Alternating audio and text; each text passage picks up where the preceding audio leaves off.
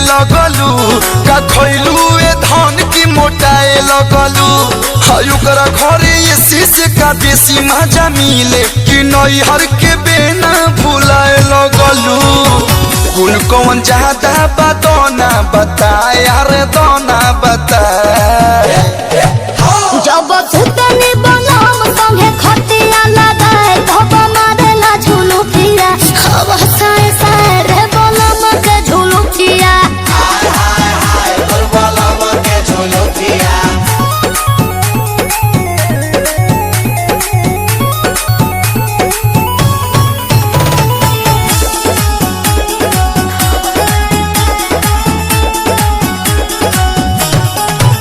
तोहर चल ढाल गइल बदल न केहू के भाव देबेलू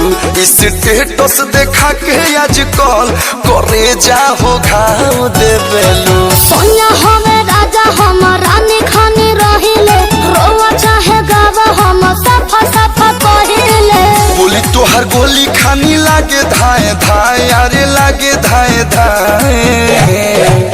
जब सुतनी बनम संगे खटिया लगाए धब मारेला झुलू फिया हवा साए साए रे बनम के झुलू फिया हाय हाय हाय तोर बनम के झुलू फिया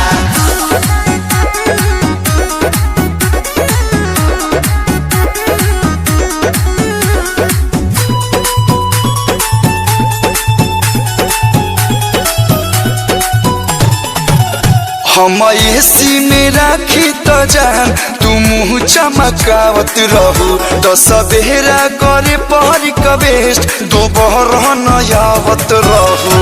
रोशन विश्वास हमरा कुछ के न गंगा कोनो जी से शादी करके मन बंग होगा ये जौन भूल तारू बात न सहाय हर बात न सहाय हनु जब सुतनी बनम संगे खटिया लगाए धब मारेला झुलू फिया हवा साए साए रे बनम के झुलू फिया हाय हाय हाय तोर बनम के झुलू फिया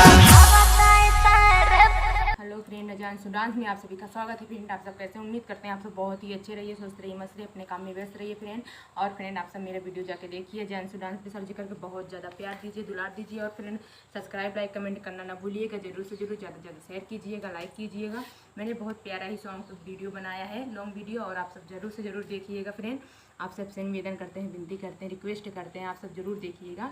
और जैसे सभी को देते हो प्यार दुलार, वैसे मुझे भी दीजिएगा थोड़ा से। और अपना कृपया बनाए रखिएगा, दुआ कीजिएगा, हम भी सदैव आप तक अच्छा वीडियो डालते रहें। और देखिएगा मेरा वीडियो, और एक लाइक सब्सक्राइब कमेंट करना ना भूलिएगा फ्रेंड, जरूर से ज़रूर। और अपना ख्याल रखिए, फिर मिलते हैं किसी नेक्स्ट वीडियो में एक नए वीडियो के साथ। तब तक का जय हिंद, जय भारत।